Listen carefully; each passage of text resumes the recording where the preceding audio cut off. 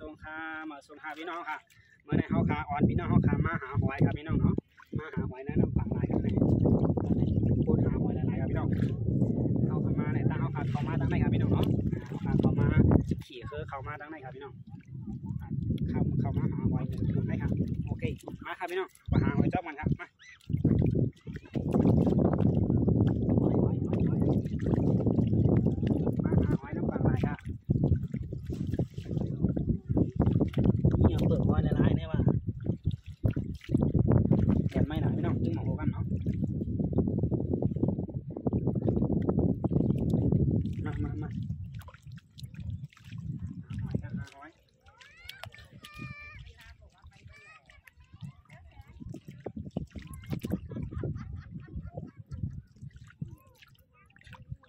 แล้วครับเปิดหอยอันเบียดตูนั่นไปหันครับพี่น้องเนาะ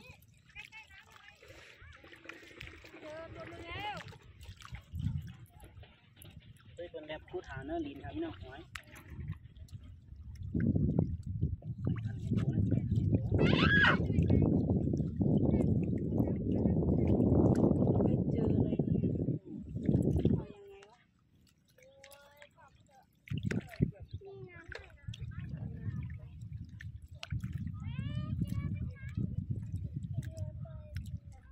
ปูครับพี่น้องเนี่ยปูเหรอปูค่ะพ่ออยากเข้าดูหน่อยปูเหรอ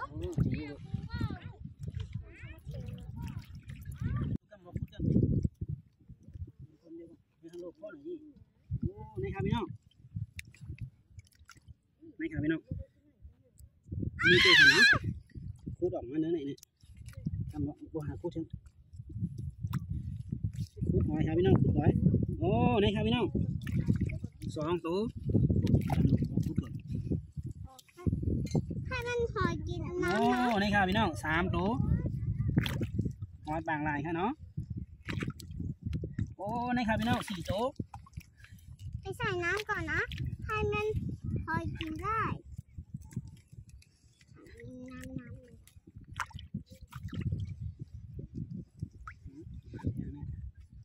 โอ้นี่ครับพี่น้องมันมีตีครับพี่น้องนะได้คู่ดอกอะไรครับพี่น้องนะโอเคมาครับพี่น้องเมื่อต้มกินหอยเจ้ามันครับ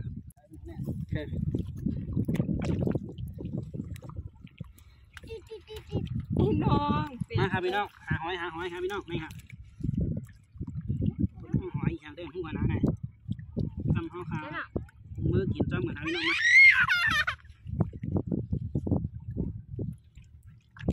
หาหอยครับดีทางนั้นลูกดูที่อะไรอีกแล้วนี่ครับพี่น้อง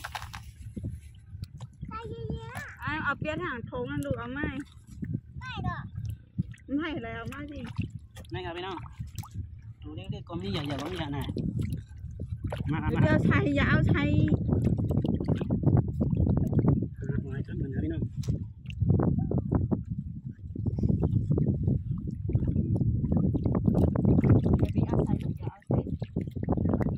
โอ้นี่ครับพี่น้อง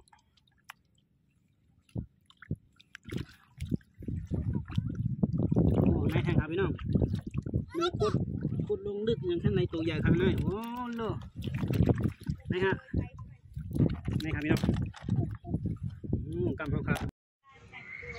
มาส่งข้ามาส่งก็ข้ามาส่งลูกมาครับพี่น้องมากินหอยจ้องบันครับพี่น้องมากินหอยจ้องกันค่ะ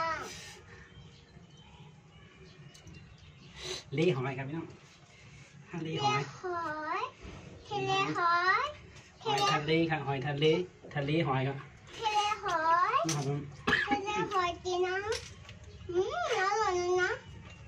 มาครับพี่น้องมาค่ะพี่น้องมาพี่น้องกินจ้องกันค่ะมากินทองกันค่ะกินหอยจ้องกันค่ะอร่อยที่สุดนะอร่อยไหมอร่อยจริงอร่อยนะมากินเดี๋ยวท้องขามากินหอยด้วยกันครับมากินหอยด้วยกันครับมากินหอยจ้องกันครับมากินหอยจ้องมาครับพี่น้องเมื่อไหร่กว่าหาหอยมาค่ะเนาะมากินหอยกันครับมาหอยกันนะ หาก็ได้กินกล้วยครับพี่น้อง นี่ฉันกินเองได้นะ อืม เขาจะ หอยก่อมใจของพี่น้องเป็นห้องอย่างนี้เลย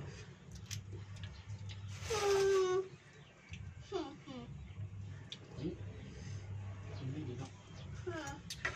เอาไปกินกัน มาค่ะมาหากูก็ ใหญ่ๆก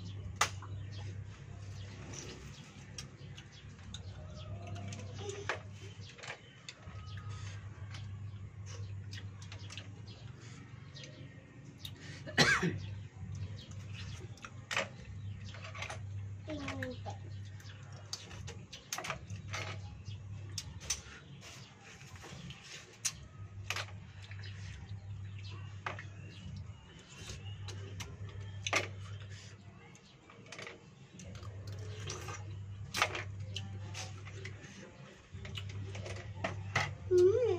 นะครับพี่น้องหอยต้มมาค่ะมากินต้องกันมาถามแม่ดิแม่กินเนาะ แม่กินแม่ไม่กินเหรออร่อยจริงๆนะแม่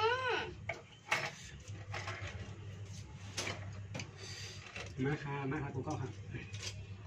มันค่ะโกโก้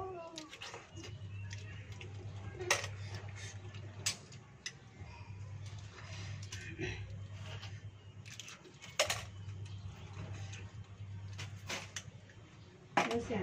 ถงกว้างโบยังไง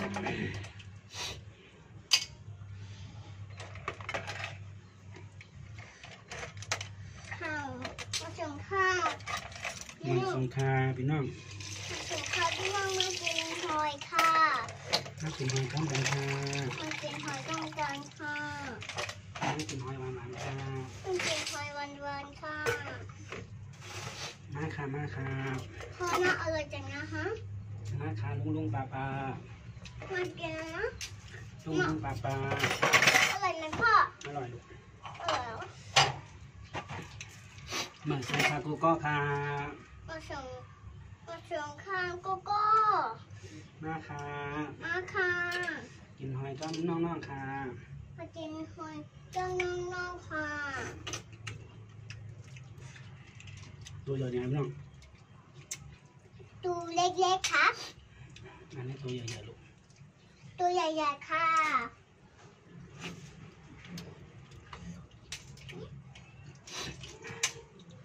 พ่อทำไมคอยไม่เปิดล่ะพ่อ อืม คอยไม่เปิดเลยอ่ะ อืม ทำไมมันออกมาเองอ่ะ มาส่งกูก็ค่ะมา มาส่งโกโก้ค่ะ มากินค่ะ มากินหอยค่ะ มากินหอยค่ะ หวานเต้ๆค่ะ ตัวเล็กๆค่ะของยายแสง หวานเต้ๆค่ะ ตัวเล็กๆของยายแสงนะ หวานเต้ๆค่ะ ตัวเล็กๆของยายแสง หวานเต้ มันเล็กๆนะ ๆหวานเต้ๆค่ะ ตัวเล็กๆค่ะ หวานเต้ๆค่ะอ๋อ อะไรอะไร หวานเต้ๆค่ะ ตัวเล็กๆค่ะอืม เนี่ยกินดีรุ่งๆนะมาค่ะพี่น้องกินหอยด้วยกันค่ะ เป็นหอยด้วยกันค่ะ มาค่ะพี่น้อง ค่ะพี่น้อง มากินหอยกับหนูค่ะ ทำเกินหอยกับโนค่ะ สวัสดีค่ะ สวัสดีค่ะ หนูไปหาหอยทะเลมาค่ะ ไปหาหอยทะเลค่ะ ได้มาเยอะแยะเลยค่ะ มาไล่มาเยอะๆค่ะ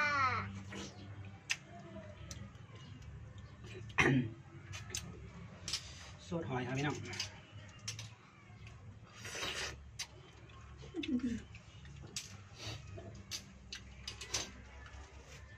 หอยใหญ่ๆนะ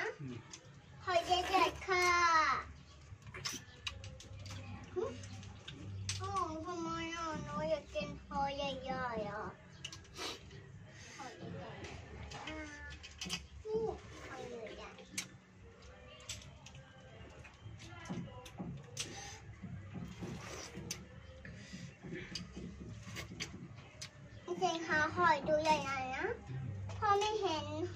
หาหอยตัวใหญ่ๆเลย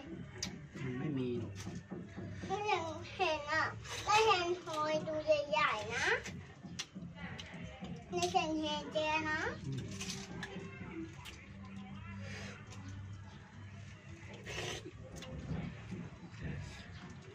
มาสูนตั้งแทงข้างนะครับโอเคคนตามมาในก็ตีย้อน มาคา ขึ้นหรือไม่มองหน้าครับพี่น้องค่ะเนาะจองไก่ย่างกันแห้งคลิปมาคลิปหน้าคลิปลื่นค่ะจอยกดไลค์กดแชร์ปันแห้งจากความคามาสูงค่ามาสูงลูก มาส่งข้า มาสูงค่ามาสูงอีก มาส่งข้า เดี๋ยวจองไก่ย่างกันแห้งค่ะ หรือจำนิยามขังแทงค่ะ บายบาย บายบาย